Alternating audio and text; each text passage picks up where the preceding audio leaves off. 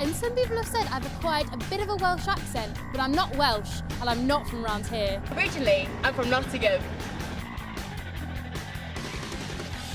I love music, and the majority of the time you'll catch me with my earphones in.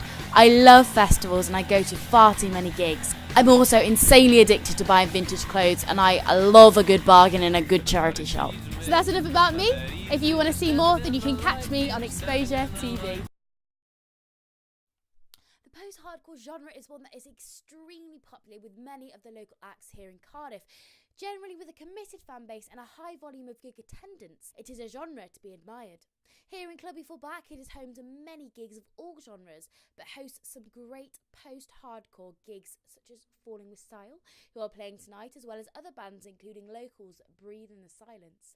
It is a very communal genre, having fans joining in and ready to listen and find out more about their bands they love, as well as new bands as well. Falling With Style are a massive example of this, with over 5,000 fans on Facebook, and are already touring the UK with their brand new mini album. It is definitely a genre which is forever growing and incredibly respected on such a large scale. And Club Before Back in particular prides itself on showcasing some of the best of South Wales's new talent. Hello and welcome back to Exposure TV. I'm Louise. And I'm Michelle. Today in Exposure we have two exclusive performances from talented independent musicians Toby Hay and Kirk Morgan. And we also have the penultimate episode of Exposure Explores before Friday's finale. After that we have an exclusive interview with Exposure Explores co-host and co-creator Jess Alsop to discuss the series and its upcoming series finale. And we've also heard you've done a bit of poetry as well. Yeah, well, that's really only a hobby actually. All the poetry I keep went into my music. It's harder to write poetry, I think, than music. Have you ever brought any of your poems into the music at all? Yeah, any that don't get scrapped. But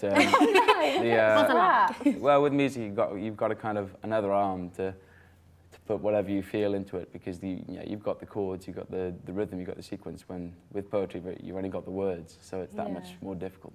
Yeah, exactly. Oh, I can't write poetry, I can't write songs. It's hard work. So you've got a leg up on I me. And I don't know about you. And I can't play instruments, so we're not very musically inept here, really. So basically we just sit and listen, and that's all you can do.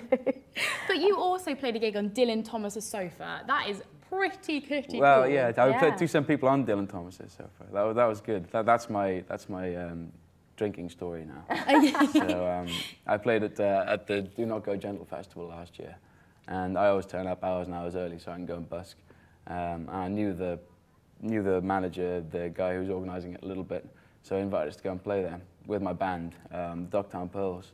Oh wow! And yeah, in the last verse, the last song we played there, the grandfather clock in Dylan Thomas' living room chimed exactly on key and exactly on tempo. Oh, that's spooky. Is, yeah, eerie and beautiful. That's yeah. really nice. Yeah, I hope it means something, but I doubt it does. Oh no, I would.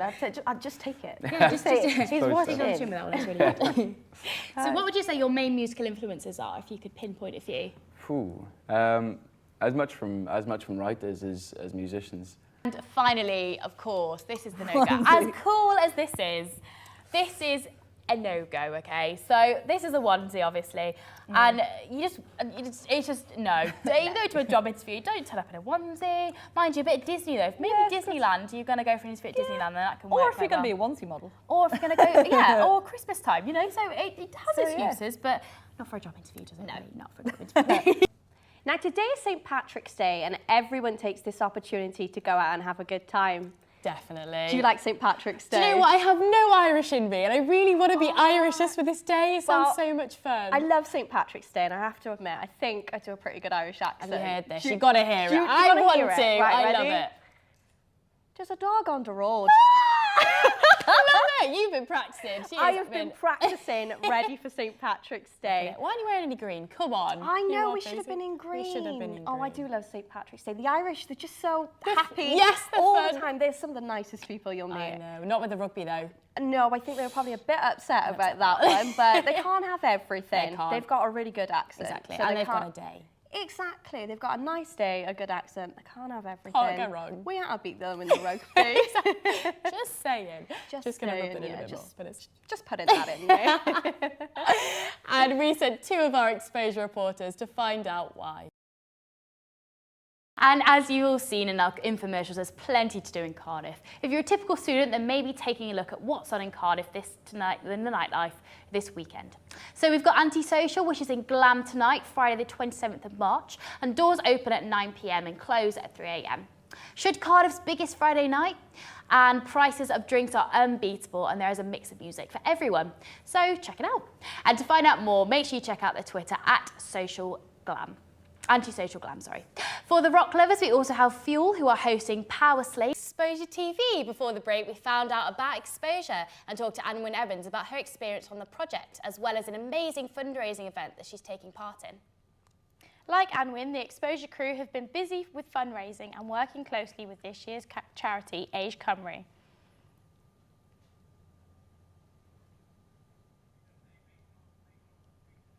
Make sure you tweet us in at ExposureUSW. So we're here at the Atrium Student Market today, and we've bought some stuff to sell. You can sell anything from games to DVDs to t-shirts to dresses to skirts to jewellery. Yeah. Anything that you want to get rid of, basically, that you don't want anymore. I think these shoes are definitely going to go. I kind of fancy them myself, if I'm completely honest with you. Ella booked this table for us as well. How did you manage to do that for us? Yeah, I booked it through Christian. He just popped him an email and he saved us a table and 2 chairs. So he's good, isn't it? Chairs are good. We always like chairs. So hopefully we're going to sell something today. If we don't, I'll just take it home and put it in a skip. Fingers crossed, let's put it that way, fingers crossed. So we managed to sell 2 items today. We managed to sell the lovely clock, which went for £2 instead of 3, which was nice. And we also managed to sell the cami as well, which was cheaper than we wanted as well, but it got rid of it, so it's good. Yeah, it was a nice top. Well, we have an hour and 2 minutes left now, so hopefully we'll be able to sell some more. Power on through. There's a lot more to sell, but we'll be fine. We'll sell it, and we'll make some for charity too. Optimistic. Hello, I'm Louise, and I'm here to tell you how you can survive a festival of your own. I'm going to tell you my personal top tips on how you can survive a festival. My first 3 essential items that you definitely do need. So first, you really do need a sleeping bag. Now, if you don't have one of these, then you need to get one because you're gonna get cold, that's how you get. And also, you of course need a tent of some kind, because if you don't have a tent, then how are you sleeping for the next 3 days? Tell you that, you're not gonna be anywhere. You're gonna be out on the grass with the stars soon. And also, you need a big rucksack. Now, I like to take a really big rucksack like this, but I think you can get away with a rucksack like this. It's really good, and it holds low. People say all this stuff about roll mats and things like that, but I don't really think you need a roll mat that much, really. I mean, I tell you what, you end up walking like this. Now, it's going to be unhygienic, and you're not going to be able to have a shower for a little while. So you need to make sure you have a hand sanitizer on you, because if you don't, then you're going to need baby wipes, because you're going to have to survive on baby wipes for a while. It sounds really gross. It does sound absolutely minging, and I'm so sorry about that, but it's the way it is. And also, make sure you have a bottle of this. Now, this is dry shampoo, and if you don't have this, then oh, God help you, because honestly, your hair is going to get greasy and you're going to feel so rubbish. And of course, I'm going to show you my hairbrush now, but it's as broken, so don't judge me. I know, I'm sorry, I apologise. And you're literally going to look like this when you're at a festival.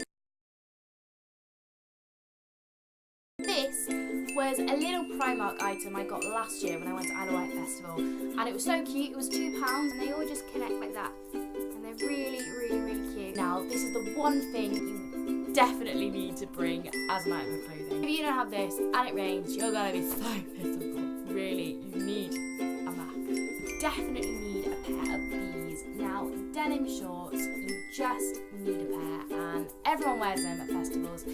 So, and they just go with everything as well. And I actually got these from a charity shop rather than a vintage shop, which means I saved $1. And finally, my top tips and tricks. So, first of all, I would say just dance around, enjoy yourself, and don't worry what people think, because nobody cares at a festival. Genuinely, you could literally, if you're dancing like a crazy person, you're probably most likely the coolest person there. And also, set yourself challenges. Like when I was at a festival, I set myself challenges to take pictures with the weirdest people in the world, and this is what ended up in 2010. 10. And also, don't leave your stuff in the tent. I would literally say don't leave any valuables in the tent, because people, you know, they're gonna pinch them. Yeah, try and get your tent on your favourite band maybe. Just try and give a wave, but don't do the starstruck. And don't do the over-enthusiastic wave. Just play it cool. They look at you, they've picked you out of the crowd. Remember that, they've picked you. And finally, I would say watch the tent wires, because when you're coming back, you've had a good night, you've had a dance, you've had a boogie, you've had just a wicked time. So those are tent wires, and they are so easy to fall over, because you're going to be on the floor. So they were my top tips. I hope they helped you out, and if you're going to festivals, I hope that hasn't put you off, and I hope it makes you want to go. So yeah, enjoy the summer and get festivaling, and I hope my tips help.